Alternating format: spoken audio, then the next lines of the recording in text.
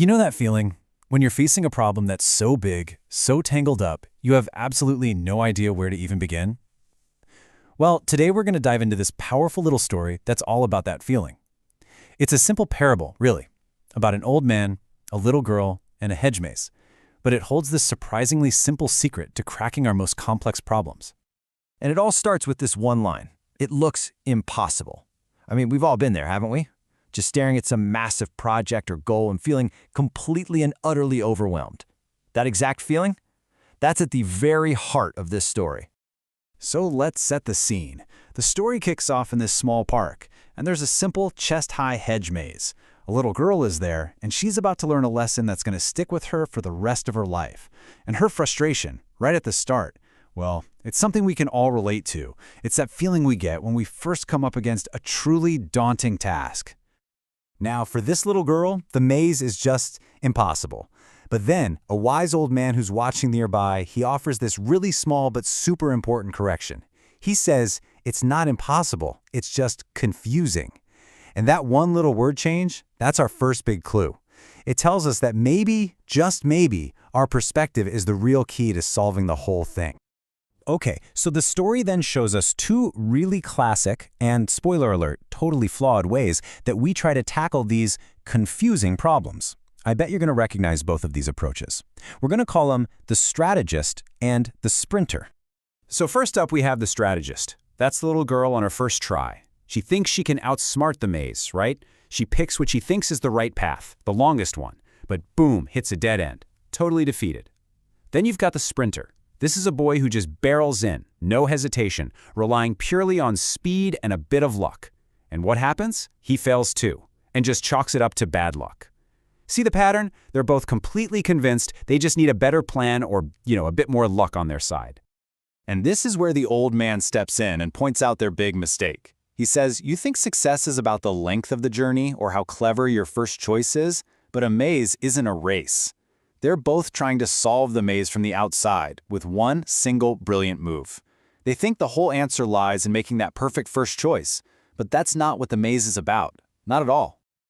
Okay, so if cleverness is a trap and speed is a trap, then what actually works? This is where the whole story takes a turn. The little girl, she goes back into the maze, but this time she has a completely different approach. And it's not complicated, it's not fast, but man, is it effective. And her new method is, well, it's so simple. There's no grand strategy, no map, no guesswork at all. All she does is pick one wall at the entrance, puts her hand on it, and then commits to following that single boundary. It's all about that constant contact, that relentless consistency. It's not about complexity. And the result? It's pretty amazing. I mean, think about it. The first two attempts were over in less than a minute, ending in pure frustration. This new way? It's slow, it's deliberate, you could almost call it boring. It takes about 5 minutes, and it leads her straight to the center. Her hand never ever leaves the side of that hedge, not even when it leads her on these long U-turns, or paths that seem to be taking her backward. And then we get this amazing quote from the girl herself, and this is really the aha moment. She says, I just followed the wall. I didn't try to go in the maze, I just followed the outside wall. The maze doesn't matter. See? Her whole focus shifted. She completely stopped trying to solve this super complex maze and instead just zeroed in on one simple continuous action: follow the wall. And just like that, all the twists and turns of the maze, they just didn't matter anymore. All right, so we've seen what she did, but now let's unpack why it actually worked. This is where the old man's wisdom really shines, and it reveals this underlying principle that's a total game changer for how we can approach our own challenges. And this gets right to the heart of how we all tend to behave, doesn't it? We're all natural maze solvers. We want to map everything out in advance, predict every single twist and turn, and come up with a perfect grand strategy before we even take the first step. We're convinced that success comes from that one initial brilliant idea. So let's give this a name. We can call it the wall follower principle. And the idea is pretty simple.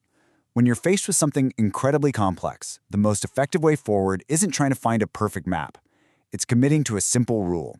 It's basically trading cleverness for commitment.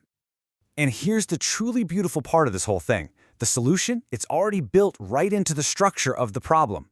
As the old man explains, in every maze like this, there's one continuous, unbroken wall that leads you from the entrance all the way to the center. The path is already there. All you have to do is pick a side and just trust the process of following it. So, okay, this is a great metaphor, but how do we actually apply it to our own lives?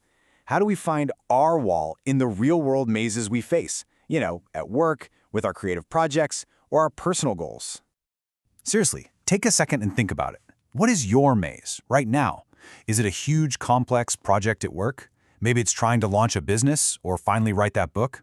Or maybe it's just learning a new skill.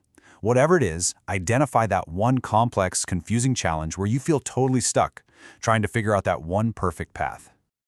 Okay, now that you have your maze, what's your wall? Remember, your wall isn't some complicated 10-step grand strategy. It's a simple, sustained, unwavering process.